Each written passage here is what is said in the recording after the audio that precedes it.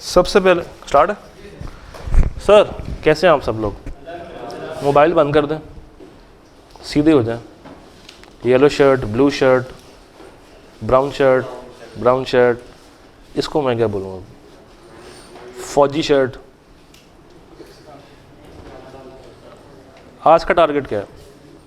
Chapter 12, area of interest कौन से हैं? 2, 610 और 620।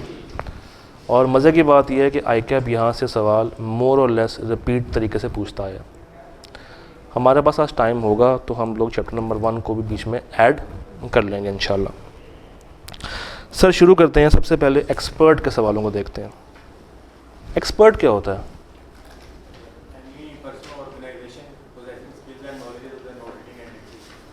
ठीक है, इन्होंने कहा कि हर वो शख्स जिसके पास नॉलेज है अकाउंटिंग और ऑडिटिंग को छोड़ के, वो कौन है आपका? एक्सपर्ट। तो अकाउंटिंग और ऑडिटिंग को छोड़ा क्यों? क्योंकि वो आपकी फील्ड है, वो आपकी फील्ड है। शुरू करते हैं सर। सवाल की रिक्वायरमेंट पहले पढ़ लेते हैं। ऑटम 10, list down the sources from where the auditor may get the information regarding the expert competence, capability and objectivity. Competence, capability and objectivity. When expertise in a field other than accounting or auditing is necessary to obtain sufficient appropriate audit evidence, the auditor has to determine whether to use the work of an expert or not. सवाल ऊपर सिर्फ वो definition दे रहा है और कुछ उसने आपसे पूछा नहीं है। नीचे वाक्य कहता है कि भाई मुझे बताइए कॉम्पिटेंस, कैपेबिलिटी और ऑब्जेक्टिविटी मुझे किस तरीके से पता चलेगी।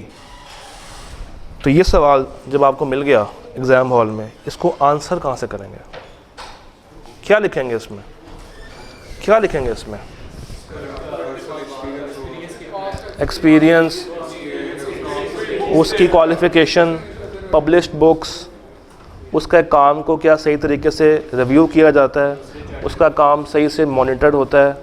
सारी की सारी बातें अगर आप लोग किताब में जाएं, अगर आप लोग अपनी किताब में जाएं तो आपको उस टेबल के अंदर, नहीं टेबल नहीं, ये असेसिंग द कॉम्पिटेंस, कैपेबिलिटी और ऑब्जेक्टिविटी, तो ICAP ने ये सारी बातें आपसे टेस्ट करवाई हैं कि आपका उसके साथ पुराना एक्सपीरियंस क्या है, डिस्कशन, फेमिलियरिटी कितनी है, क्वालिफ़िकेशन, मेंबरशिप, एसोसिएशन, लाइसेंस, और क्या कोई पब्लिश्ड बुक और पेपर है या नहीं है। अटेम्प्ट कौन सी थी?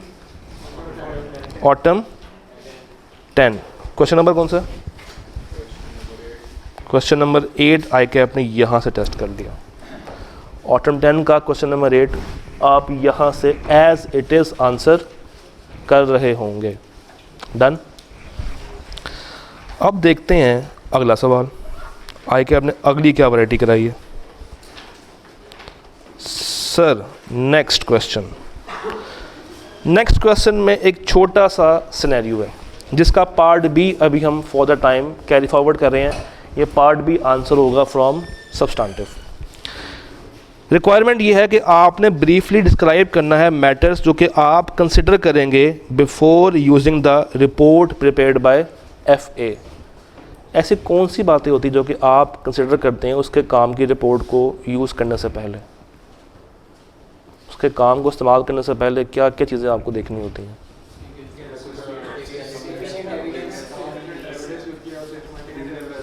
क्या उसने रीज़नेबल अजम्पशंस यूज़ की हैं, और उसका काम properly plan, supervise, systematic way में हुआ या नहीं हुआ, और टूल्स वगैरह उसके हैं वो कैसे हैं,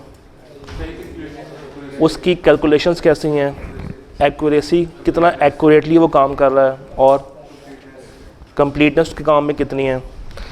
सर 4 नंबर के लिए सवाल है। स्प्रिंग 13 का क्वेश्चन नंबर 2। क्या हम इसको किताब से आंसर कर सकते हैं स्ट्रेट फॉरवर्डली? अभी देख लेते हैं। स्प्रिंग 13 का क्वेश्चन नंबर 2। स्प्रिंग 13 का क्वेश्चन नंबर 2 सर ये है। स्प्रिंग 13 का question number, evaluate the adequacy of the work। उसकी कंक्लूजन्स कैसी हैं, उसका काम कितना कंसिस्टेंट है, उसके काम में क्या क्या अजम्पशंस यूज़ हुई हैं, कौन कौन से मेथड यूज़ हुए हैं, और उसका काम कितना एक्यूरेट है, कंप्लीट है और रेलेवेंट। तो 4 नंबर के लिए ये 4 बातें हैं, ये आपने उठा के एज़ इट इज़ लिख देनी है। इसका कोई लिंक ऊपर के सिनेरियो के साथ बनता ही नहीं है। ऊपर उसने आपको 4 बातें देके बस घुमाया था, नीचे उसने आपसे क्या पूछा है, सिर्फ और सिर्फ ग्रामर। तो 2 सवाल हमें मिल गए बिल्कुल सामने सामने, सीधे साधे मासूम से सवाल। आगे देख लेते हैं। Sir state the matters which you would consider regarding competence, capability और ऑब्जेक्टिविटी। क्या मैं ये कह दूं कि ये सवाल वही है जो ये वाला था? ये 6 नंबर का था, तो ये कितने मार्क्स का है? 3 नंबर का। तो वहाँ पे थोड़ा सा ज़्यादा लिख के यहाँ पे कुछ कम लिख दें, या उतना ही लिख दें अगर आप उसको प्रॉपर्ली क्रैम किया हुआ है तो।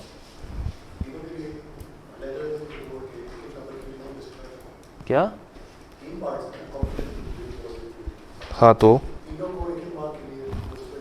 नहीं, आपने वो 6 की 6 बातें उठा के लिख देनी है बस एज इट इज। सब मार्क्स 3 हो, 4 हो, 5 हो या 6 हो, जो 6 बातें लिखी हुई हैं उसको उठा के बस लिख दें। क्रैमिंग बेस्ड सवाल नॉर्मली कम मार्क्स के होते हैं, क्योंकि आई को पता है कि आपको वो आती हैं, तो नॉर्मली उसका टेस्टिंग लेवल मार्क्स वाइज कम होता है। Evaluation of adequacy of the EL's work, अभी देख कर आए, अभी देख कर आए। तो जो सवाल उसने यहाँ पे पूछा है वही उसने यहाँ पे पूछ लिया। ब्रीफली डिस्कस करें course of action in case you are not satisfied with the work. अगर आप मुतमईन नहीं हैं तो क्या होता है? आप कोशिश करते हैं कि उससे एडिशनल काम करा लें। पाकिस्तानी है ना, कभी भी किसी के काम पे मुतमईन हम लोग नहीं होते। हम चाहते हैं कि कम पैसे में ज़्यादा काम उससे करवाते जाएं। तो सर 3 नंबर के लिए किताब में जब आप लोग जाएंगे तो आप बिल्कुल एंड पे जाके ये इफ़ द वर्क इज़ इनएडिक्वेट तो क्या करना चाहिए, ये 2 बातें आपने उठा के लिख देनी है। अटेम्प्ट कौन सी है? स्प्रिंग 15। तो ये यहाँ से आंसर हो रहा है। फिर ये भी उसने टेस्ट कर लिया स्प्रिंग 15 में, और ये भी उसने स्प्रिंग 15 में टेस्ट किया। तो अभी तक 3 कॉन्सेप्ट्स को 2 को 2 दफ़ा और 1 को 1 दफ़ा टेस्ट कर लिया, 3 या 4 अटैम्प्ट्स के अंदर। चलते हैं मज़ीद आगे देखते हैं।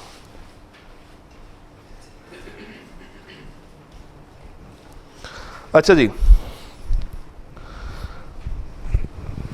ऑटम 17 ज़रा पहले देखते हैं। आइडेंटिफाई 4 एग्जाम्पल्स के कहाँ कहाँ पे आप एक्सपर्ट को इस्तेमाल कर सकते हैं। हाँ जी,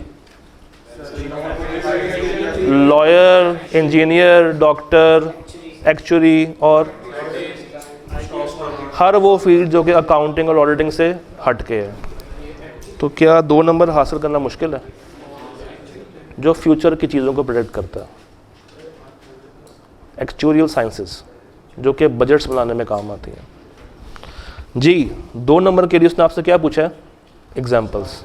आसान है, कर लेंगे, मुश्किल बात तो नहीं कर रहा। Sir list down 4 terms of engagement जो कि आपको एग्री करनी पड़ेंगे विद द एक्सपर्ट। कौन सी 4 बातें होंगी? नेचर, स्कोप, ऑब्जेक्टिव, जिम्मेदारियां उसकी और मेरी, और कॉन्फिडेंशियलिटी, किस तरह की रिपोर्ट हुआ ये बात। तो 2 नंबर के लिए आप लिख लेंगे, कोई मुश्किल बात तो नहीं कर रहा। Specify the factors which should be considered in evaluating the, तीसरी दफ़ा पूछ लिया उसने, तीसरी दफ़ा उसने ये टेस्ट कर लिया आपसे, 3rd टाइम। तो ज़रा वापस चलते हैं नीचे और अटेम्प्ट का रेफरेंस डाल देते हैं। पहले उसने पूछी ये आपसे एग्जाम्पल्स। अटेम्प्ट कौन सी है?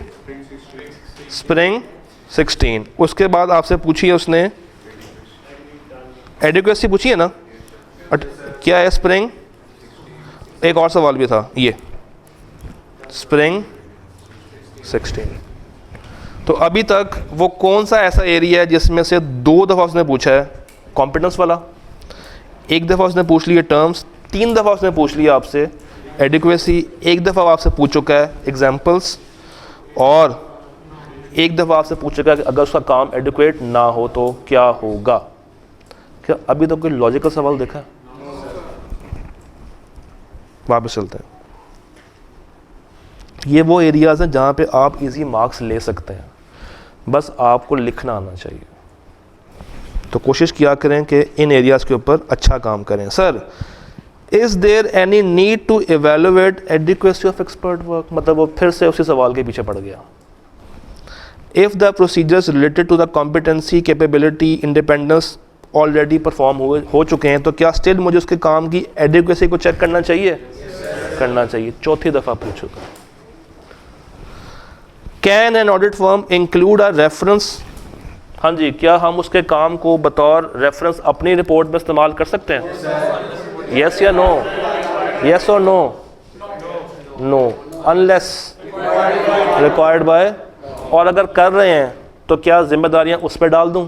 नहीं, हमारी जिम्मेदारियां हमारे पे बरकरार रहती हैं। हाँ जी, तो स्प्रिंग 20 कहाँ पे रखूं जाके इसको मैं? स्प्रिंग 20 को एक तो मैं यहाँ पे दूँ ना सबसे पहले, स्प्रिंग 20 4 दफ़ा, और एक ये वाला, ये लास्ट, ये कौन सा है? स्प्रिंग 20। गेम समझ आ रही है? अच्छा जी, देखिए आपको मज़ीद क्या क्या समझ आता है। सर 2 सवाल रह गए। अच्छा, ये सवाल अगर आपके पास 10वां एडिशन है तो ये 610 का है, और इसका जो काउंटर सवाल है वो यहाँ पे आपको मिलता है 610 के अंदर। How would an auditor assess the competency and capability of auditors expert? Automatics में आया था पहले। क्या ये पूछ चुका है? कॉम्पिटेंस कैपेबिलिटी वाली बात पहले वो 2 दफ़ा पूछ चुका है, ये तीसरी दफ़ा पूछ ली उसने। तो ऑटोमेटिक्स को जाके मैं पहले रेफ़र कर ही आता हूँ। ऑटोमेटिक्स कहाँ पे है? ये ऑटम 21। तो पहले पूछा ऑटम 10 में, फिर पूछा स्प्रिंग 15 में, और फिर पूछ लिया ऑटम 21 में। 3 दफ़ा वो ये सवाल आपसे टेस्ट कर चुका है जी। आखिरी सवाल देखते हैं एक्सपर्ट का, एंड में वो क्या पूछ रहा है आपसे। अभी तक का पहला लॉजिकल सवाल, जो कि इतना खैर लॉजिकल नहीं है। You are the manager responsible for the audit of Bamboo Limited. Your team has asked for your guidance whether to involve the expert or not. 2 बातें पूछ रहा है और कह रहा है कि मुझे बताएं क्या हम इसमें एक्सपर्ट को शामिल करें या ना करें। मिस, पहला पॉइंट क्या है? हाँ जी, पढ़ें ज़रा।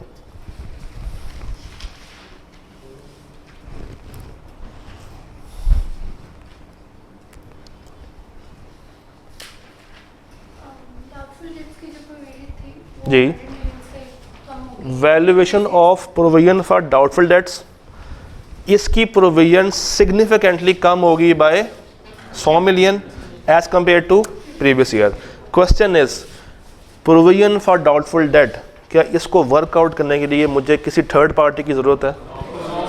क्या ये अकाउंटिंग में आता है? क्या ये अकाउंटिंग से हट के कोई और बात तो नहीं है? क्या मुझे इसके लिए एक्सपर्ट चाहिए होगा? तो ये बात तो हमें समझ आ गई कि ये बात जो है ये किसके लिए यूज़ होती है? अकाउंटिंग में।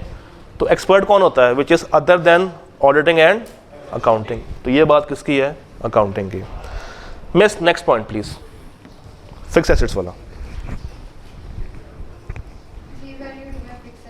फिक्स एसेट्स रीवैल्यू हुए हैं, मैनेजमेंट ने रिसेंटली रीवैल्यू किया है, और सरप्लस कितना आया है? क्या हमें IAS 16 रीवैल्यूएशन की टेक्निक बताता है? वो हमें सिर्फ उसकी अकाउंटिंग बताता है। क्या हमें IAS 16 रीवैल्यूएशन करना बताता है? नहीं बताता। क्या कोई अजम्पशन, कोई टूल, कोई मेथड बताता है कि कैसे आपने उसको रीवैल्यू करना है? हाँ, कि कैसे आपने उसको रीवैल्यू करना है? कुछ ऐसी बात कभी उसने की आपसे? नहीं की। तो क्या यहाँ पे मुझे एक्सपर्ट चाहिए होगा? तो यहाँ पे मुझे एक्सपर्ट चाहिए होगा ताकि वो उसकी की गई रीवैल्यूएशन को वेरीफाई कर ले क्या वाकई में वो 80 मिलियन है या नहीं है। ख़त्म हो गया। सर पॉइंट 1 के अंदर अगर प्रोविजंस को देखा जाए तो लॉयर को ये नहीं कर सकते। डाउटफुल डेट है यार, आपका डेटर है, कंपनी का डेटर है, तो यहाँ पे ज़रूरत नहीं है मगर यहाँ पे है। तो 620 का अगर मैं अब पोस्टमार्टम करूँ आपके सामने, तो 620 का अभी तक कौन सा एरिया नॉन टेस्टेबल है, ज़रा चेक कर लेते हैं। इस तरह की भी वर्किंग आपको करनी चाहिए। एक्सपर्ट की डेफिनेशन उसने अभी तक टेस्ट आपसे शायद कर ले, कोई पता नहीं है। हाँ, एक दफ़ा उसने एग्जाम्पल्स आपसे टेस्ट किए हैं, शायद दोबारा पूछ ले। तो मेरे नज़दीक ये एरिया कुछ हद तक दोबारा से टेस्टेबल बन सकता है। सर ये 3 दफ़ा टेस्ट कर चुका है, और अगर आप इन तीनों सवालों में से कोई भी एक सवाल कर लें तो दैट वुड बी सफिशेंट, दोबारा से 2 करने की ज़रूरत आपको नहीं है। ये वाला, ये तो सिर्फ रीडिंग ओनली है। ये वाला, ये आ सकता है, मतलब ये वाला पूरा एक्सपर्ट, उसकी एग्जांपल्स, और यही फर्स्ट जो पैराग्राफ है, जो फर्स्ट बिल्कुल स्टार्टिंग की बातें हैं, आई कैब आपसे ये टेस्ट कर सकता है। उसके बाद कॉम्पिटेंसी कैपेबिलिटी 3 दफ़ा वो टेस्ट कर चुका है, 1 दफ़ा भी सॉल्व कर लेंगे तो that would be sufficient. Terms 1 दफ़ा पूछी हैं, अगर आपको 210 की टर्म्स याद हैं तो वही आपने उठा के यहाँ पे लिख देनी है, +1 -1 करके। माइनस कौन सी होती है? वो तो ऐड होती है ना, माइनस कौन सी होती है? उस 5 में से कौन सी टर्म यहाँ पे माइनस करेंगे? AFRF वाली बात। और ऐड कौन सी करेंगे? कॉन्फिडेंशियलिटी वाली। तो अगर वो 5 बातें याद हैं तो 4 वो रिपीट होंगी, -1 +1। तो ये सवाल शायद दोबारा पूछ लें अगर मूड बना तो। अगली बात भी वो आपसे 4 दफ़ा तो पूछ चुका है, कोई एक सवाल कर लें सफिशेंट है। नेक्स्ट, दोनों बातें एक दफ़ा पूछ चुका है, ये भी और ये भी, तो इनके आने के चांसेस हैं। ये तो खैर उसने बहुत पहले पूछी है, स्प्रिंग 15 में, तो शायद ये वाला सवाल वो इस दफ़ा निकाल सकता है। टेक्निकली तकरीबन सारा ही चैप्टर उसने टेस्ट आपसे किया हुआ है, ऊपर वाली कुछ बेसिक बातों को छोड़ गया। तो 620 क्या मुश्किल एरिया? ये सबसे आसान एरिया। 620, 610, 550, 210, 220, सैम्पलिंग के सवाल, डॉक्यूमेंटेशन के सवाल, कंपनीज एक्ट के सवाल जो आसान वाले हैं, ये वो एरियाज़ हैं जो कि आपको मार्क्स देते हैं। ये वो 15-20 मार्क्स हैं जो कि आप एग्ज़ाम में हमेशा एक्सपेक्ट करके जाएं, ये आपको मिलते हैं, बशर्ते कि आपने तैयारी एक अच्छे पैटर्न पे की हो। तो सर 620 क्लियर है, 610 पे चलें। चलें जी 610 पे आ गए। 610 के मेरे पास है 8 सवाल। कितने सवाल है? 8। देखते हैं सर।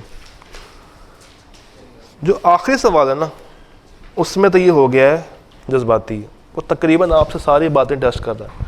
इंडिपेंडेंस क्या है, ऑब्जेक्टिविटी क्या है, रिपोर्टिंग क्या है, 8 मार्क्स के लिए बता दें, और आप उसके काम को कैसे एवेलुएट करेंगे 6 मार्क्स के लिए बता दें। स्ट्रेट फॉरवर्ड क्रैमिंग, बिल्कुल सीधी क्रैमिंग है। रटा लगाया होगा, याद किया होगा, तो खामोशी के साथ 6 और 8 14 नंबर। क्या 14 में से 12 भी नहीं ले पाएंगे? 10 भी नहीं ले पाएंगे? कुछ तो लेंगे। तो ज़रा सोचें कि अगर मैं इसको पक्का कर लूँ, या 610 का कोई भी सवाल हो, अगर वो मुझे आता हो, तो मेरे पासिंग रेशो कितनी ज़्यादा बढ़ सकती है। अच्छा जी, एक बड़ा सवाल, इसको एंड पे करेंगे। Identify the factors that are considered in determining the independence of internal auditor. 2 number के लिए सिर्फ उसने आपसे क्या पूछ लिया है? इंडिपेंडेंस वाली रिक्वायरमेंट। कहाँ लिखी हुई है किताब में? इंडिपेंडेंस कहाँ लिखा हुआ है? ये अटेम्प्ट कौन सी है? ऑटम 15। तो ये 15 मार्क्स, सॉरी 2 मार्क्स के लिए उसने आपसे टेस्ट किया है। अच्छा जी, next up what we have left. Sir, briefly explain how an external auditor would evaluate the adequacy of the work performed by the internal audit function. उसके काम की adequacy लिख लेंगे, मुश्किल है, देख लें कहाँ पे है, अटैम्प्ट कौन सी है, स्प्रिंग 16। हाँ जी, कहाँ पे लिखी हुई किताब में एडिक्वेसी, कहाँ पे है, जरा देख के बताएं, बताएं बताएं बताएं बताएं, कहाँ पे है, उसके काम की एडिक्वेसी कहाँ पे लिखी हुई प्यारे बच्चों।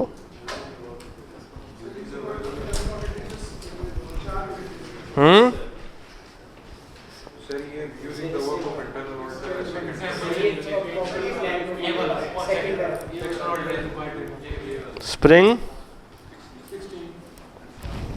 यहाँ मैं लिख भी देता हूँ, ये बात कर रहा है एडिक्वेसी के ऊपर। तो अभी तक मुझे इसमें सिर्फ एक सवाल मिला जो कि बड़ा सवाल था, वो भी हमने फॉर द टाइम स्किप किया। अच्छा जी, एक सेकंड यार, सुनता हूँ आपकी मैं। अच्छा जी, ये एक और सवाल है जो कि मुझे लग रहा है कि कुछ टेक्निकल हो सकता है, इग्नोर करके फ़िलहाल आगे चलते हैं। State the matters that should be documented by the external auditor if he uses the internal auditor for providing the direct assistance।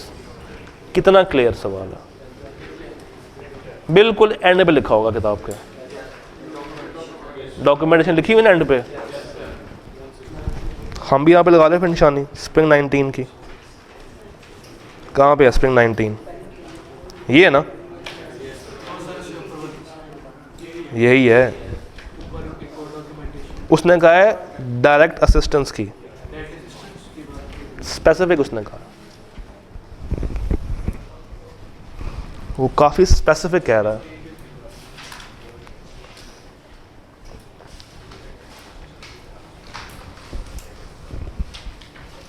हाँ जी, कुछ हौसला हो रहा है कि आप लोग कर सकते हैं। ये पेपर क्या मुश्किल है, अपने ईमान से बताइएगा। अच्छा है, नहीं है, सिर्फ और सिर्फ आप एक अच्छी प्लानिंग कर लें बस। अभी मैं इससे पहले अपनी पिछली क्लास में एक शेयर कर रहा था एनालिसिस। सर 3 चैप्टर्स ऐसे हैं जहाँ से 60 to 65% पेपर आ रहा है, सिर्फ 3 चैप्टर्स ऐसे हैं, बताऊँ कौन से हैं? 3, 13, 14, तीसरा 13वां 14वां, रिस्क, कोड और रिपोर्ट्स, रिस्क, कोड और क्या क्या हो गया, रिस्क, कोड और रिपोर्ट्स, 3 एरियाज ऐसे हैं। रिसेंटली 22 में 37 मार्क्स के पेपर आया है फ्रॉम जस्ट 14, दोनों अटेम्प्ट्स में 37 नंबर का पेपर आया। तब साहब से जाके करना, मुबशर साहब की कॉल आ रही है स्कैम से। 37 मार्क्स के 2 दफ़ा के आपने पूछा जस्ट फ्रॉम चैप्टर नंबर 14। तो आई क्या आपको इतना ओपन प्लेग्राउंड देता खेलने के लिए, ये एक उसका ट्रेंड है। ऑन एवरेज 60 to 65, 3 एरियाज में से। और अगर मैं इसमें 2 चैप्टर्स को ऐड कर लूँ, 5 को और 6 को, तो ये रेशो जंप करके हो जाती है कोई अराउंड 3/4, 75 नंबर। तो 5 chapters out of 15, 3/4 of your paper, 5-6।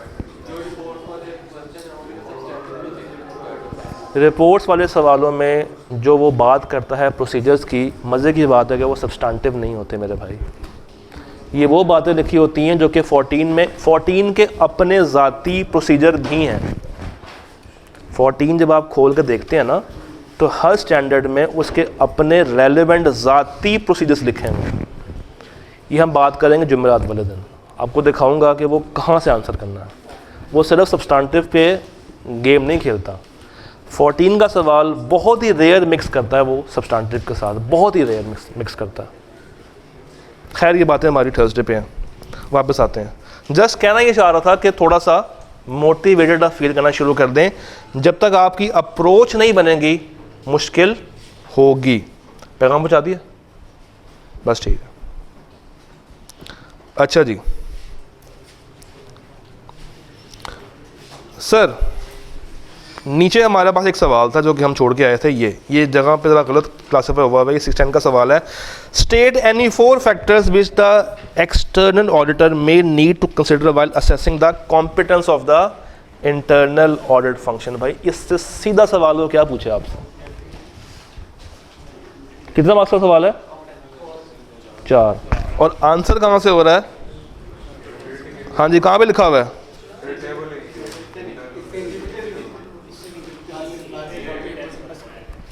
सारा नहीं, सिर्फ ये। उसने सिर्फ आपसे कॉम्पिटेंस पूछी है। कितने मार्क्स हैं? पॉइंट्स कितने हैं? तो लिख दें यार। अटेम्प्ट कौन सी है? ऑटम रीसेंट, बहुत रीसेंट खड़ा हुआ ये सवाल। हमारे पास 610 के 3 सवाल रह गए हैं जो कि थोड़े से मुझे लग रहे हैं कि कुछ लॉजिकल से हैं। देखें इनको भी। हाँ जी देखें सर, आए फिर शुरू करते हैं 6 नंबर के लिए। State whether it would be advisable to use the internal audit working papers. क्या यूज करना मुझे? वर्किंग पेपर्स किसके?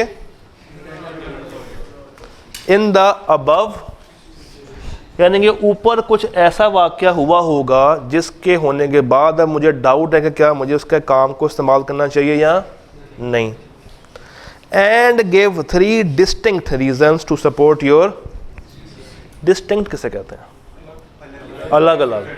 तो उसने कहा 3 सेपरेट बातें बतानी है, एक ही बात को गोल गोल आपने नहीं घुमाना। तो क्या मुझे उसके वर्किंग पेपर्स को इस्तेमाल करना चाहिए? देखते हैं।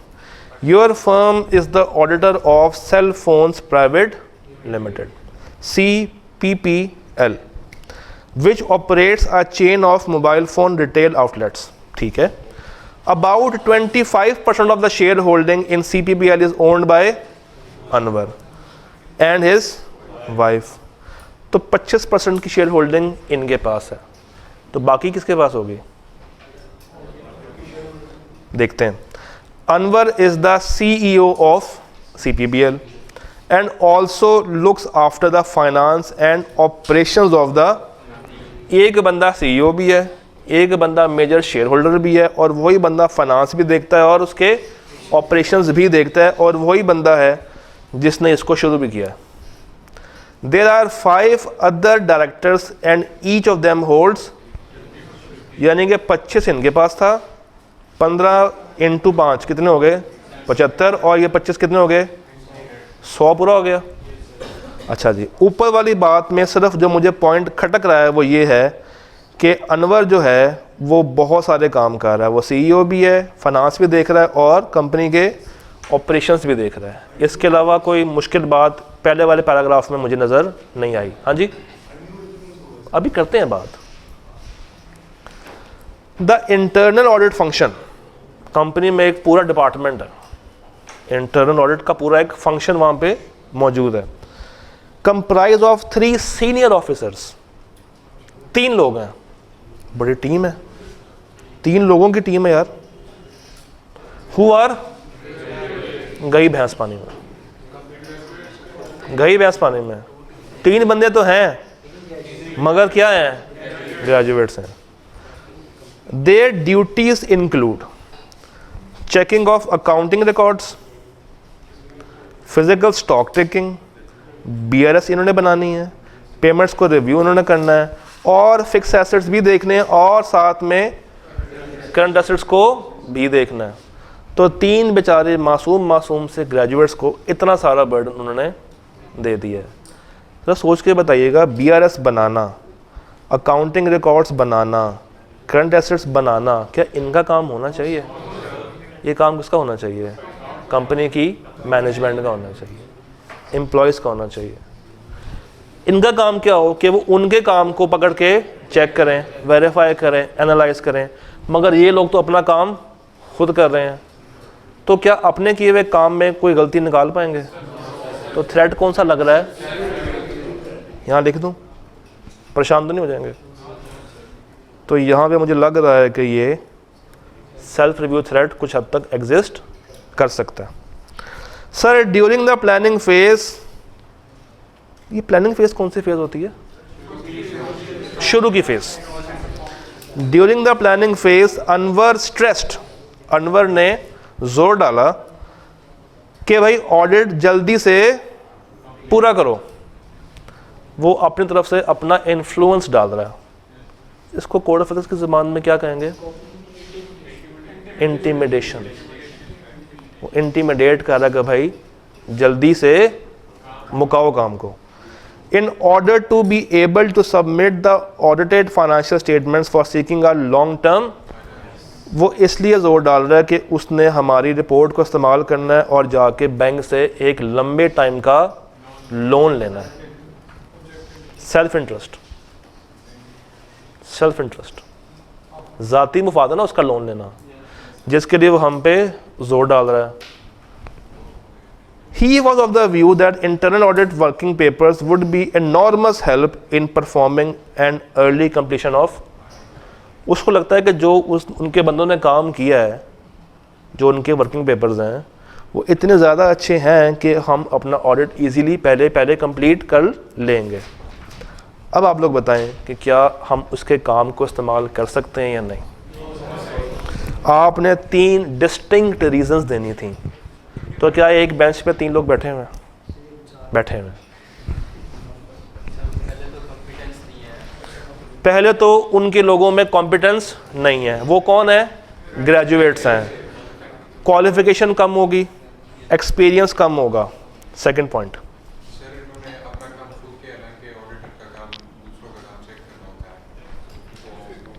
इन्होंने काम किया किसका? मैनेजमेंट का। इट मीन्स कि हम उनके काम को रिलाई नहीं कर सकते।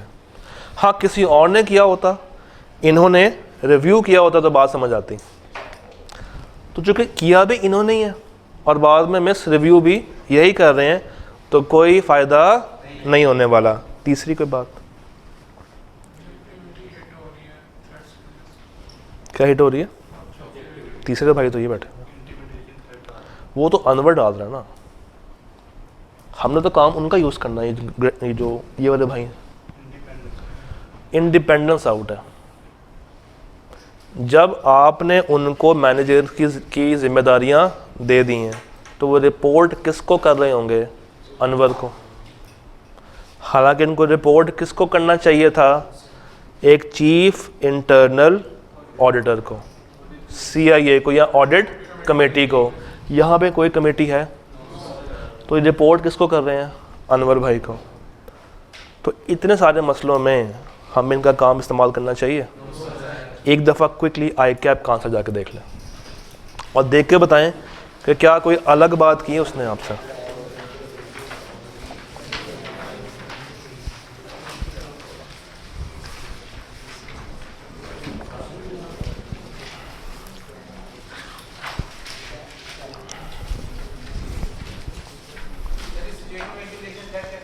कौन सा? वो जोर डाल रहा था कि भाई जल्दी करो काम।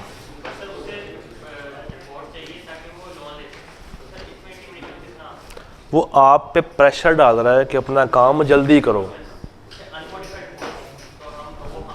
रिपोर्ट मॉडिफाई हो, रिपोर्ट अनमॉडिफाई हो, उसका फ़र्क ही नहीं है। नहीं, वो एक सेपरेट बात है, बट वो आप पे प्रेशराइज कर रहा है कि मुझे ये काम एज अर्ली एज पॉसिबल आपसे चाहिए। क्यों? क्योंकि उसके नज़दीक जो इन्होंने काम किया है वो एनॉर्मस हेल्प रखता है अपने अंदर। तो इस पॉइंट पे वो डाल रहा है प्रेशर। क्यों? उसका अपना मुफाद है पीछे। क्या? हमें कुछ भी नहीं मिलेगा यहाँ से।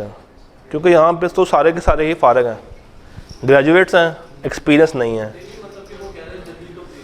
हाँ जल्दी कंप्लीट करो, कम टाइम में काम करने का कह रहा है, तो फिर हम काम को टपा रहे होंगे, हम सही से काम फिर नहीं कर पा रहे होंगे। हाँ जी, कुछ और पीछे मिला, देखा है या यही बात है वो कर रहा है बार बार।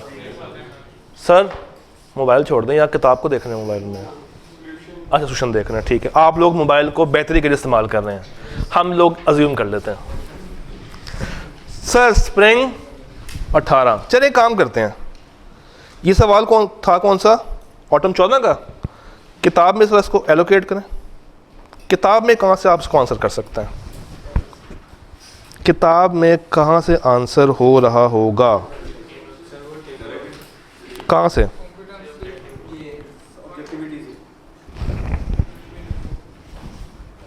ये तीनों बातें आ सकती हैं, ये तीनों बातें आप फिट कर सकते हैं, depending upon the marks. Attempt कौन सी थी? Spring, autumn 14। हाँ जी, ये हो गया। आए ज़रा अगला सवाल देखते हैं, फ़हीम भाई को देखते हैं, ब्लू बेल को देखते हैं। स्प्रिंग 18, रिक्वायरमेंट क्या है? On behalf of the engagement partner providing appropriate guidance to Faheem to assist him in selecting the areas. जहाँ पे आपको डायरेक्ट असिस्टेंस चाहिए। अभी नोट कर लें, मुंह से कह रहा है कि अब सवाल पढ़ते हैं। फ़हीम कौन है? एक audit manager for the audit of Blue Bell. कब तक? 31 मार्च 18। वो भी कहाँ पे है? प्लानिंग स्टेज पे खड़ा हुआ है। BBL has well established internal audit function which reports directly to, ये तो बहुत अच्छी बात हो गई। ये चीज़ लास्ट सवाल में नहीं थी मगर इस सवाल में मिल गई हमें।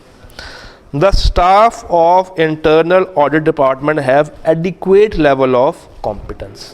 ये सवाल में है, लास्ट में ये चीज़ भी हमें नज़र नहीं आई थी।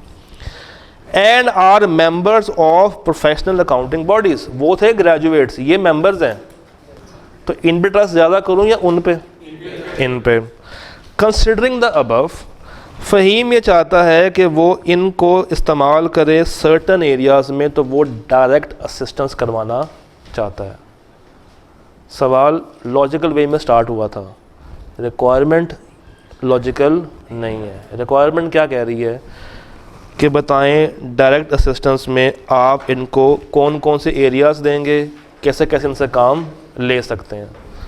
तो सर 6 मार्क्स के लिए आपने डायरेक्ट असिस्टेंस को उठा के लिख छोड़ना। कहाँ पे है? ये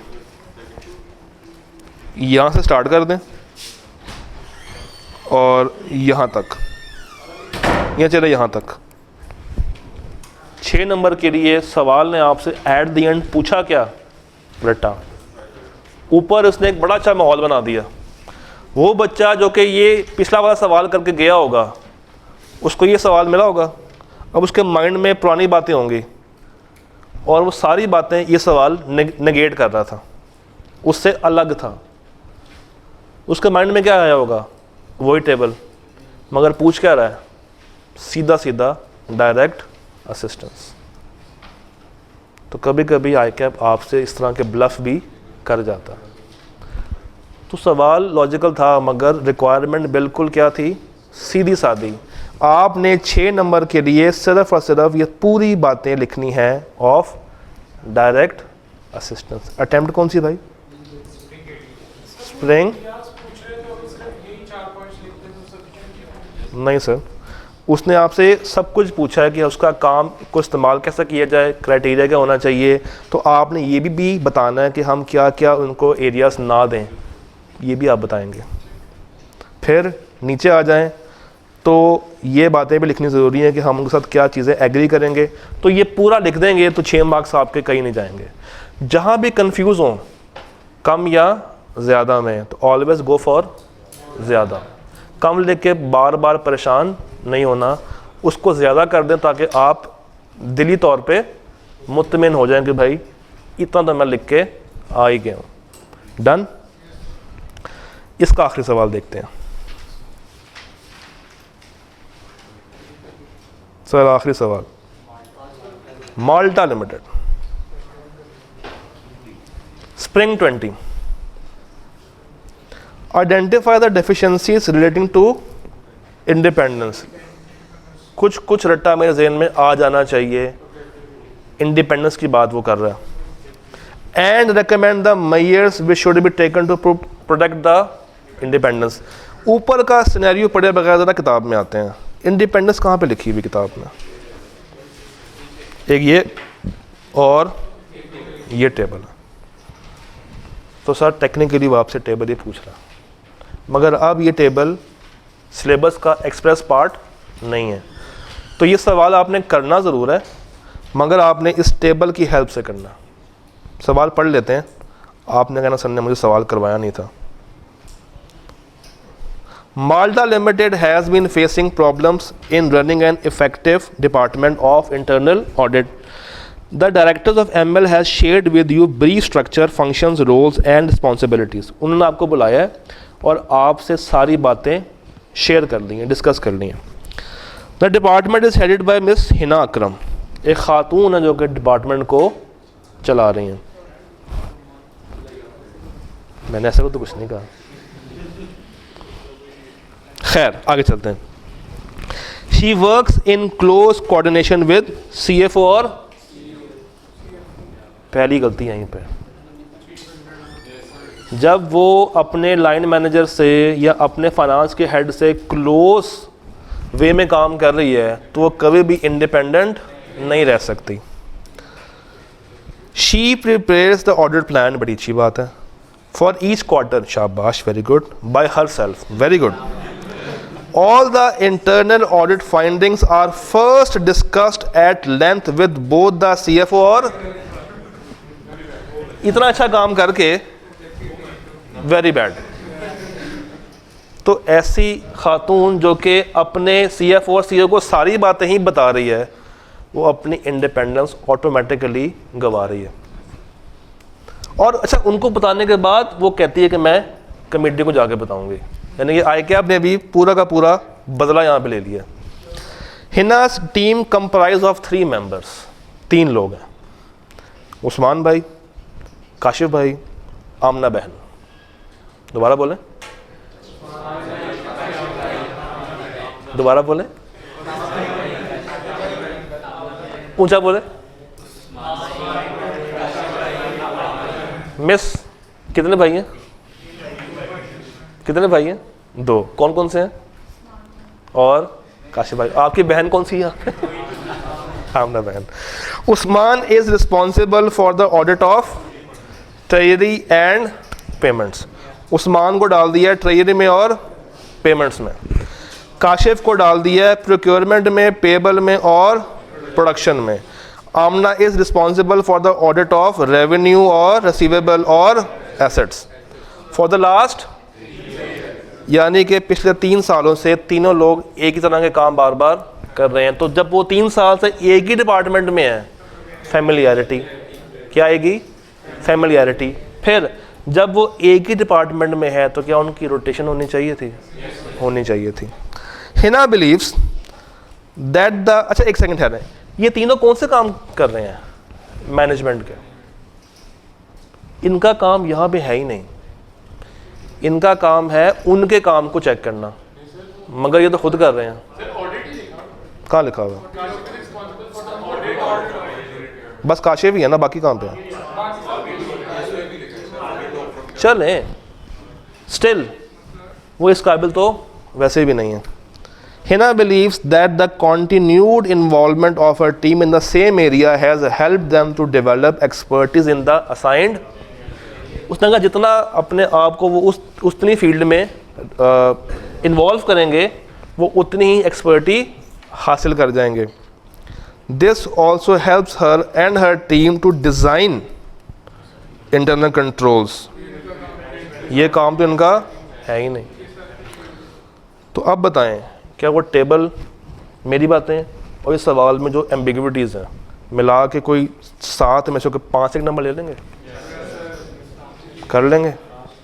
हालांकि अब ये सवाल एक्सप्रेसली आपके कोर्स का पार्ट नहीं है, बिकॉज वो टेबल अब सिलेबस में नहीं है, बट स्टिल कर लें, शायद आएगा अब इसको रिड्यूस करके 2-3 मार्क्स का सवाल पूछ ले आपसे इंडिपेंडेंस को चेक करने के लिए।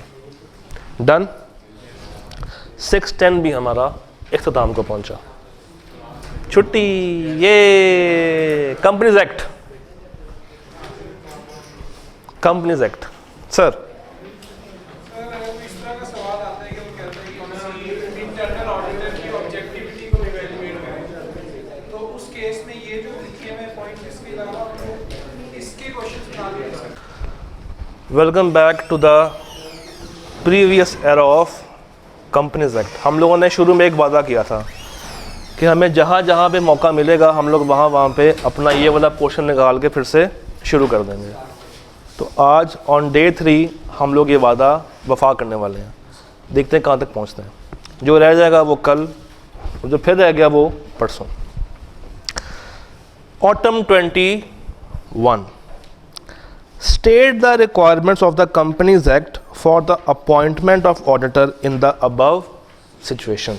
ठीक है जी, ऊपर कोई कहानी देगा और आपसे पूछ रहा है कि वो बंदा अपॉइंट होगा या नहीं होगा। Harris and Company Chartered Accountants was appointed as the auditor of CPL for the year end 31/12/21।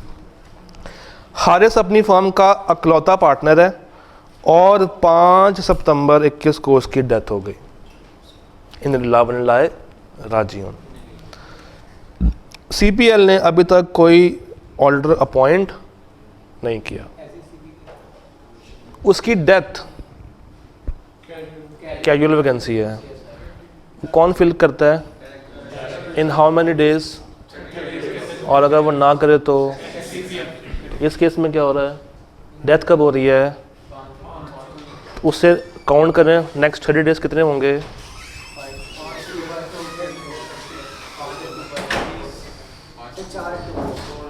अक्टूबर में कहीं होगा फर्स्ट वीक के अंदर। तो क्या अभी तक उन्होंने कोई बंदा अपॉइंट किया है? क्या 30 दिन गुजर चुके हैं? तो कौन लाएगा? तो ये सब कुछ 3 मार्क्स के लिए लिख देंगे। आगे चलते हैं।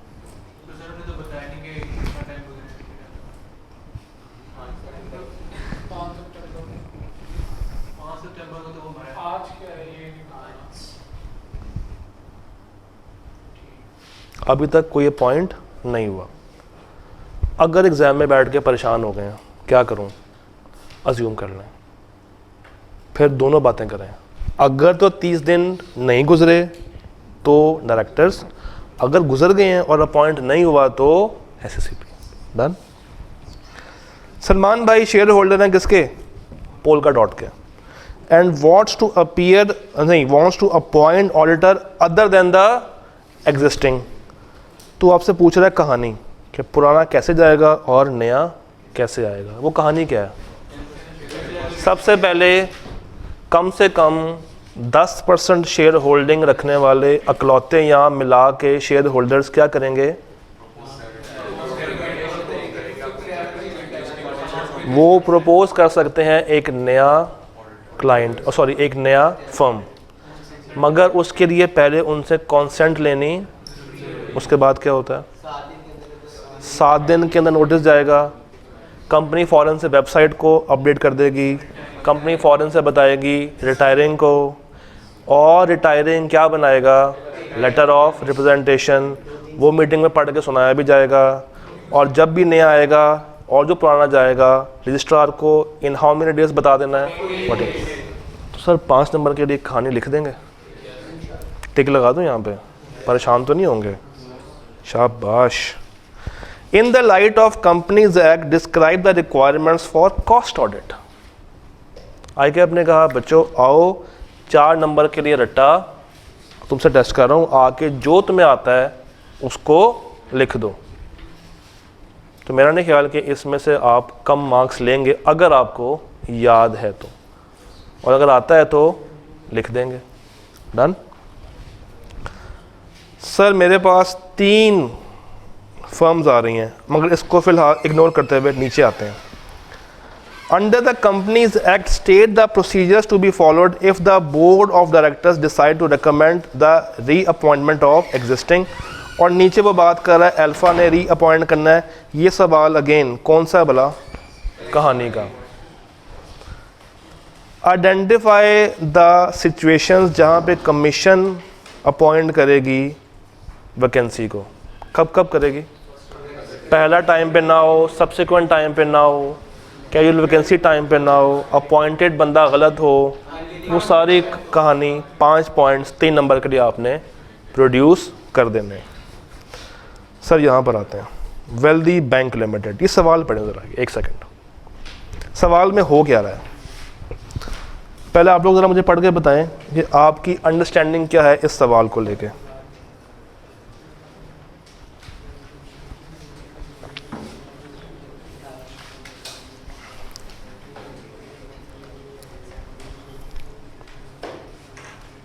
जी, what are your views on it? एक बैंक है जो कि अपॉइंट करना चाह रहा है, उसने शॉर्टलिस्ट किए हैं 3 फर्म्स को, तो 3 में से कोई सी एक ऐसी है जिसको हमने चूज़ करना है, यानी कि 3 में से कोई एक क्वालिफाई करेगी और 2 डिसक्वालीफाई करेंगी। और कंपनी कौन सी है? बैंक। और बैंक के केस में एक स्पेसिफिक डिसक्वालिफिकेशन थी, इंडेप्टेडनेस वाली। पहली फर्म है Rao RF and company. The firm has recently admitted a new partner. इस फर्म में अभी अभी एक नया पार्टनर आया है जो कि CFO रहा था जून 2017 तक। कहाँ पे? नूर इंजीनियरिंग लिमिटेड में, जो कि सब्सिडरी है WBL की। हमने किस साल का ऑडिट करना है? जून 2000। ये ऑडिट कब से शुरू हुआ होगा? ये तो उसका ईयर एंड है, 19 से स्टार्ट हुआ होगा, ऐसा ही है, इसमें कोई डाउट तो नहीं है। तो सर 17 में उसने जॉब छोड़ी है नूर में, 2 साल गुजरे हैं, क्या ये नूर में काम कर सकता है? तो जब उसकी सब्सिडरी में डिस्क्वालीफाई तो उसकी होल्डिंग में, तो राव आरिफ तो गए हो, ये तो फारिग हो गई। Hatim Tughlaq, one of the partners in the firm has obtained a loan of 5 million. Loan आ गया भाई 5 मिलियन का। The firm has informed that the partner would not be able to repay the loan till 2000। क्या सवाल ये बता रहा है कि लोन कौन सा है? मगर नॉर्मली ये अज्यूम किया जाता है कि ये एक नॉर्मल लोन होगा, क्योंकि अगर ये लोन होता in the terms of credit card तो वो स्पेसिफिकली आपको बता रहा होता। तो नॉर्मल लोन में क्या हम अमाउंट को देखते हैं? तो बेशक ये अमाउंट 5 मिलियन है, इससे कोई फ़र्क पड़ने वाला नहीं है। तो ये कुछ हद तक मुझे क्वालिफाइड लग रहे हैं। राशिद करीम पे चलते हैं। राशिद भाई जो है one of the partners in the firm has several commercial properties. इनकी सेवरल कमर्शियल प्रॉपर्टीज़ हैं। कहाँ पे हैं? लाहौर में। He has rented out 5 properties to WBL for its branch operations. इसने 5 प्रॉपर्टियाँ रेंट पे रखी हैं, WBL को दी हैं फॉर ब्रांच। क्या इसका काम ही यही है? उसका काम ही यही है? काम ही यही है? नहीं। ये कौन है? ये एक ऑडिट फर्म है, ये एक ऑडिट फर्म है।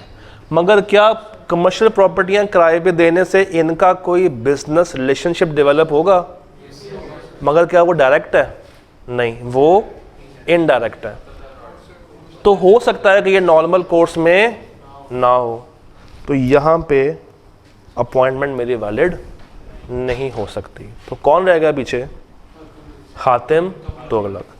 तो ये ऑटोमेटिकली क्वालिफाई कर जाएंगे। सर वो एक फर्म है। हाँ, अगर उसका पर्सनल में है, देखिए अपॉइंट फर्म हो रही है ना, अपॉइंट वो इंडिविजुअल तो नहीं ना हो रहा, तो इसकी वजह से ये फर्म डिस्क्वालीफाई हो रही है।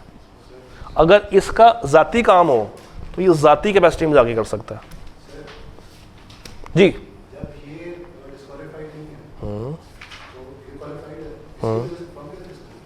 पार्टनर है ना।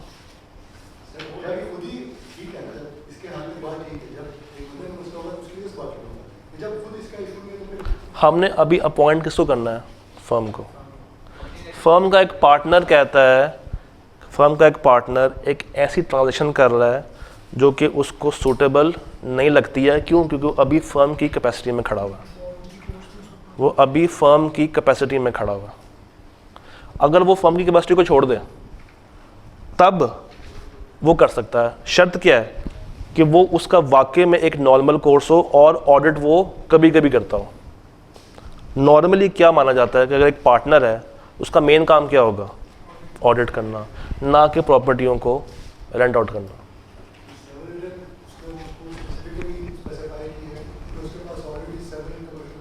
होती रहे भाई। मैं एक उस्ताद हूँ, मैं पढ़ाता हूँ कॉलेज को। मेरा ये कॉलेज के साथ क्या है, एक डायरेक्ट ताल्लुक़ है। मेरी एक कंपनी भी है जो कि फ्रिज बनाती है, एसी बनाती है, फर्नीचर बनाती है। मैं अगर वो कॉलेज को सप्लाई करना शुरू कर दूँ तो क्या ये ट्रांजैक्शन मेरी और कॉलेज की डायरेक्ट होगी या इनडायरेक्ट होगी? ये इनडायरेक्ट होगी। मेरा अपना ज़ाती काम क्या है, मेन काम क्या है? ऑडिट करना, सॉरी पढ़ाना। तो अगर मैं उस कैपेसिटी में आके ऑडिट करना स्टार्ट कर दूं तब तो काबिल कबूल होगा। बट मैं फिर कॉलेज का परमानेंट एम्प्लॉय ना हूं। मैं कौन सा हूँगा? टेम्परेरी या कॉन्ट्रैक्चुअल वाला। क्योंकि एम्प्लॉय को भी तो मना उसने कर दिया होगा। एम्प्लॉय मना है ना, डायरेक्टर, ऑफिसर और एम्प्लॉय ऑडिट परफॉर्म नहीं कर सकते। तो अगर मैं कॉलेज का टीचर हूँ और अगर मैं उसके पेरोल में आ रहा हूँ तो क्या मैं उसी कॉलेज का ऑडिट कर सकता हूँ? नहीं कर सकता।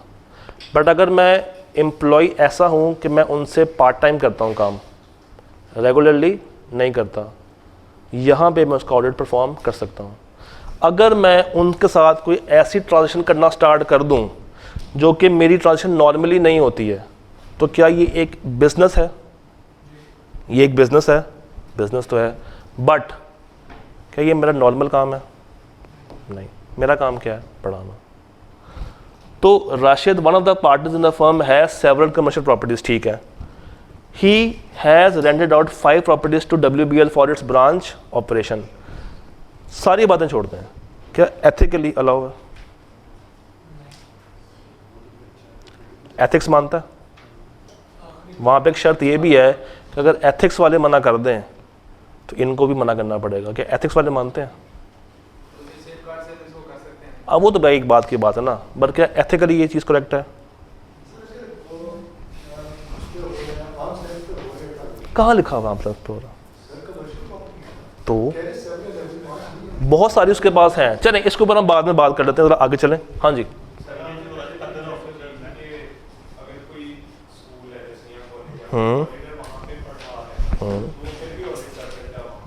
बस शर्त है कि वो उसके पेरोल पे ना आ रहा हो। सर एक सेकंड, डिस्क्वालिफिकेशन क्या है? डायरेक्टर, ऑफिसर और एम्प्लॉय। याद आई? मौजूदा हो या 3 साल पुराना हो। क्लियर है? ठहरो देख लो।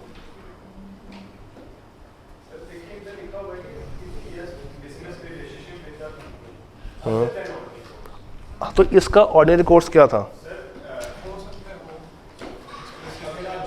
अज्यूम कर लो, फिर अज्यूम कर लो, अज्यूम कर लेते हैं कि उसका ऑर्डिनरी कोर्स नहीं है तो ये होगा, और अगर है तो ये होगा। सवाल भी वैसे खामोशी है, तो you can assume and go forward. आ जाए। मेरा और कॉलेज का डायरेक्ट रास्ता कह रहा हूँ, रिश्ता क्या है? मैं उधर पढ़ा रहा हूँ भाई, एम्प्लॉय का है। मैं तो सर उसका एम्प्लॉयमेंट हुई ना, मैं वहाँ पे जाके रोज़ पढ़ाता हूँ, मेरा कॉन्ट्रैक्ट ही है पढ़ाने का। कॉलेज को पता चलता है कि मेरे पास एक वैलिड सर्टिफिकेट ऑफ प्रैक्टिस मौजूद है। वो आए मेरे पास, सर क्या आप ऑडिट कर सकते हैं? मेरा पहला सवाल क्या होगा, क्या मैं आपके पेरोल पे हूँ? वो कहते हैं सर यस, तो मैं इनकार कर दूँगा। क्यों? मौजूदा डायरेक्टर, ऑफिसर और एम्प्लॉय ऑडिट परफॉर्म नहीं कर सकते। यहाँ तक बात समझ आती है? अब अगर मैं उनकी पेरोल में नहीं हूँ, मैं उनका ज़ाती परमानेंट स्टाफ मेंबर नहीं हूँ, मैं परमानेंट एम्प्लॉय उसका नहीं हूँ, मैं टेम्परेरी हूँ, या मैं फ्रीलांसर हूँ, या मैं उनके साथ पार्ट टाइम पे काम कर रहा हूँ, वो मुझे फिक्स सैलरी नहीं देते हैं, तो उसका मैं एम्प्लॉय काउंट नहीं होऊंगा। मैं उसका एम्प्लॉय काउंट नहीं होऊंगा। अब वहाँ पर आते हैं, जब एम्प्लॉय काउंट नहीं हो रहा तो मैं क्वालिफाई कर गया to act as an auditor. मैं कर क्या रहा था पहले? मेरा अपना काम क्या था? पढ़ाने का काम था ना, वो था मेरा डायरेक्ट काम। उसी कंपनी का या उसी कॉलेज का ऑडिट करना, ये मेरा उनके साथ एक इनडायरेक्ट बिजनेस रिलेशन है, तो ये अलाउ है जी। नहीं कर सकता क्या? अच्छा अच्छा, पार्टनर कंपनी का होता है या पार्टनर फर्म का होता है? तो हम किसकी बात कर रहे हैं? हम कंपनी की बात कर रहे हैं इस वक्त। कंपनी का डायरेक्टर, कंपनी का ऑफिसर, कंपनी का एम्प्लॉय उसी कंपनी का ऑडिट परफॉर्म नहीं कर सकता।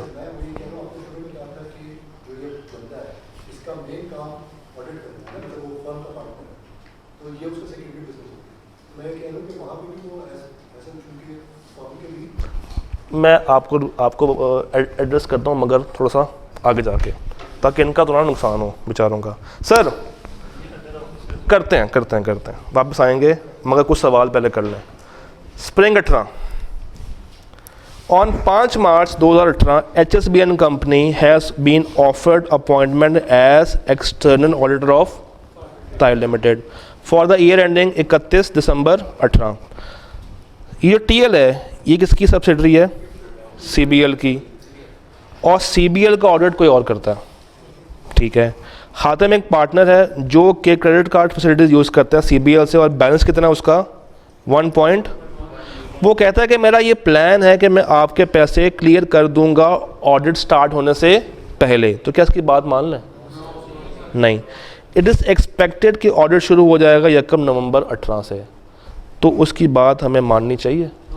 नहीं। जब तक वो अपना ड्यू क्लियर नहीं करेगा, हम उसको अपॉइंटमेंट नहीं करने देंगे। तो ये एक बहुत ही बेसिक सा सवाल था। Sir, Bilal and company has received an offer for appointment as auditor of Dawood Limited. Ghalib एक पार्टनर है, उसके पास TFCs हैं। ये TFCs क्या होते हैं? वो तो मुझे भी पता है होते क्या हैं, सॉर्ट ऑफ लोन या डिबेंचर्स। तो क्या TFC की कोई शर्त पड़ी थी? हमने शेयर्स देखे थे। TFC रखना कोई मसला नहीं है, तो ये अपॉइंटमेंट वैलिड होगी। Zen and Company Chartered Accountants has received an offer for appointment as auditor of Haris Limited. Imran, a partner in Zen and Company, is also a partner in Pure Investment Associate, एक partnership firm which owns 1 lakh shares in HL. Solve करें ज़रा, बनाएं इस सवाल को, करें solve. खोलें ज़रा अपना एक अदद रजिस्टर, कोई ना कोई कागज़, और मुझे ये सॉल्व करके देना आपने, इसमें हो क्या रहा है।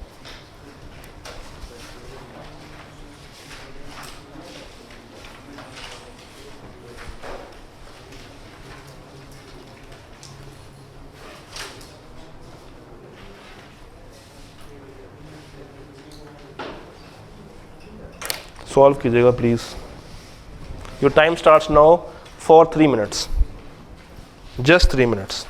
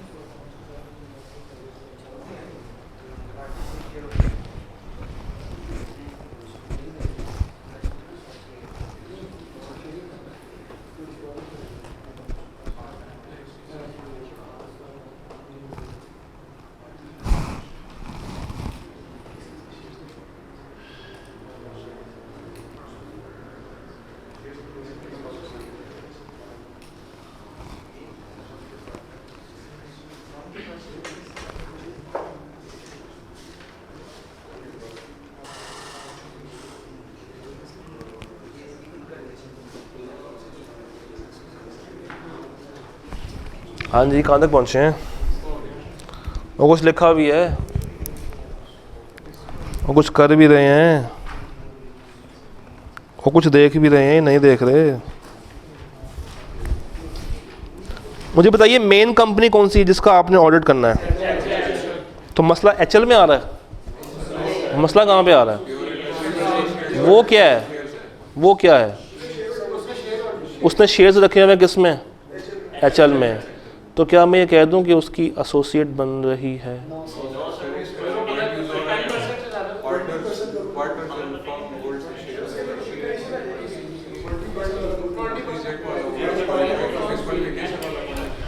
सर एसोसिएट कंपनी की डेफिनेशन ज़रा कोई मुझे बताए। क्या इमरान दोनों जगह पे कॉमन है? क्या इमरान दोनों जगह पे कॉमन है?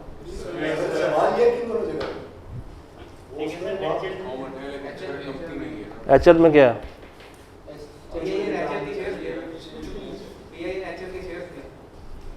क्या इमरान कॉमन है?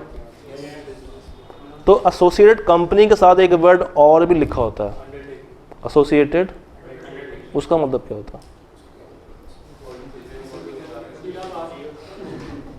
हाँ जी, ऐसे ना करो, तुम तो ऐसे ना करो मेरे साथ। हाँ जी, तो अगर एक कंपनी में शेयर्स रखे हों तो क्या उसका ऑडिट मैं कर सकता हूँ? मुझे वो शेयर्स को डिस्पोज करवाना है और उससे पहले बताना भी है, उससे पहले बताना भी है। अगर ये सब कुछ करवा दूँ तब तो ठीक है, अदरवाइज फारेग है। तो यहाँ पे तो पार्टनरशिप फॉर्म ऑन करती है। अंडरटेकिंग भाई, एसोसिएटेड कंपनी या एसोसिएटेड अंडरटेकिंग।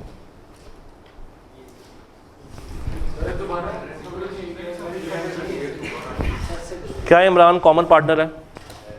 दोनों में है? क्या दोनों फर्म है? क्या दोनों फर्म है? तो ये दोनों फर्म है ना? क्या दोनों फर्म आपस में एसोसिएट बन गई? फिर एक फर्म ने कंपनी में शेयर्स रखे हुए हैं, एक फर्म ने कंपनी में शेयर्स रखे हुए हैं, तो चूंकि वो दोनों आपस में एसोसिएट हैं तो मुझे वो शेयर्स पहले बिकवाने पड़ेंगे। जब तक वो नहीं जाएंगे मैं वहाँ पे अपॉइंट नहीं हो पाऊँगा। Kashif and company chartered accountants, ऊपर वाला सवाल मैं फिलहाल इग्नोर कर रहा हूँ। Kashif and company chartered accountants has received an offer for appointment auditor of national electricity limited. ये कहाँ पे आपको लेके जाएगा? यूटिलिटी। शर्त क्या थी? पैसे नहीं, 90 days. On the request of one of the partners, NEL is allowed to pay the last month bill of rupees 1.5 lakh in monthly installments of 15,000। ये कितनी बन जाएंगी? 10। और वहाँ पे लिमिट क्या है? 90 डेज।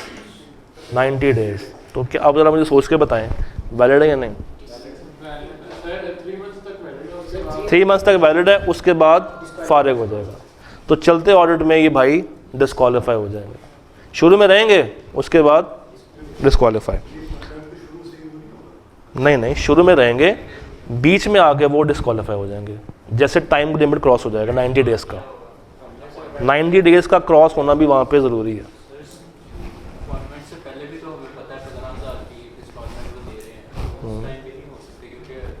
नहीं ना, उस टाइम पे तो आप सही हैं। देखो ना, काशिफन कंपनी को ऑफर हुई कि आके ऑडिट करो किसका? NEL का। On request of one of the partners NEL is allowed to pay his last month 30 दिन in monthly instalments of 15,000 each. तो जिस टाइम पे एक्सेप्ट हुआ है उस टाइम पे तो 30 दिन था, उसके बाद ये 30 दिन बढ़ के आगे चले गए हैं। तो जहाँ तक 90 पूरे नहीं हो रहे वो सही है, उसके बाद भाई डिस्क्वालीफाई हो जाएंगे।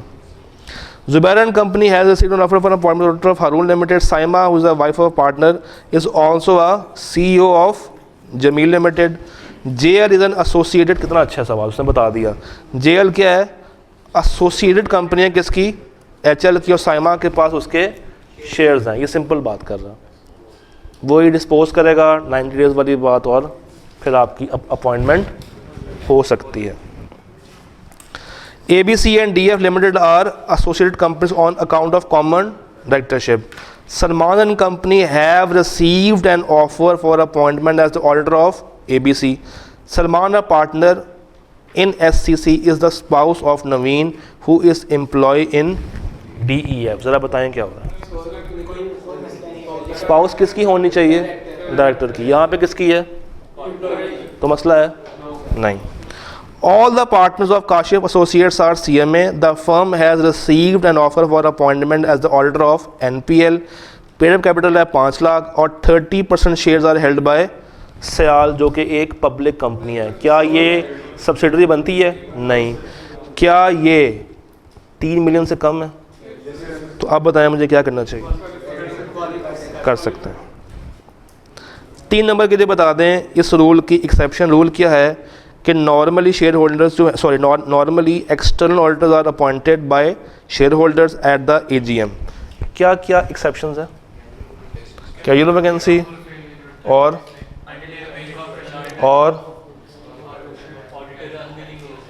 सर ऑटम 14 में वो आपसे कह रहा है 8 नंबर के लिए पूरी की पूरी कहानी छाप दें। Explain the procedure to be followed. ये वही काम है कि पिछला कैसे जाएगा और नया कैसे आएगा।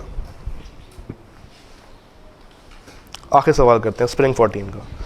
Mateen has recently joined Humayun and company, a firm of CA, as a director with a commitment of being promoted as a, ये फिर से वही बात कर रहा है, अभी वे पार्टनर नहीं है। HC is the auditor of Strawberry Limited. Mateen was previously associated with SL as a director. He left the job in 11 but still holds shares in SL। अब ज़रा मुझे बताएं क्या हो रहा है? सोचें, क्या ये पार्टनर है? अब इस एंगल से आपने सोचना है। Your time starts now.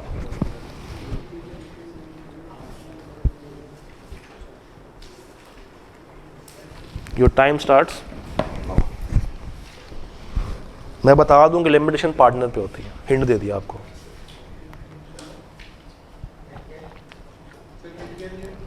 जब तक ये पार्टनर नहीं है ना, छोड़ दें। जब तक ये पार्टनर नहीं है उस पर किसी भी तरह की कोई डिस्क्वालिफिकेशन नहीं लगती। हाँ, जब उसको पार्टनर बनाया जा रहा होगा तब उनसे कहेंगे कि भाई वो जो शेयर्स रखे हुए ना उसको बेच दो। बट जब तक वो पार्टनर नहीं है तब तक वो अपने पास शेयर होल्डिंग रख सकता है। तब तक वो अपने पास शेयर होल्डिंग रख सकता है। Khabar is a partner in Ghalib and Company. He writes occasionally as a freelancer for investment times, जो कि एक लीडिंग फाइनेंशियल मैगजीन है। Ghalib and Company are the auditors of Financial Plus Limited, a publisher of investment magazine. इसने remuneration ली है 20,000 की for articles. मुझे बताइए क्या फ्रीलांसर एम्प्लॉय होता है? बस, बाकी बात आपको पता चल गई। क्या करेंगे इसमें? ये क्या है? क्वालिफाइड हो रहा है? कैसे क्वालिफाइड हो रहा है? हाउ क्या ये एम्प्लॉय है? तो ये क्वालिफाई हो रहा है। हामिद एक पार्टनर है और वो TFC रखता है। क्या ये बात हम लोगों ने पहले कर ली है? हमारा एक सवाल मिस हुआ था, ये वाला। ये आपका होमवर्क है। सर एक सवाल करना है और ये वाला करना है, कर लेंगे?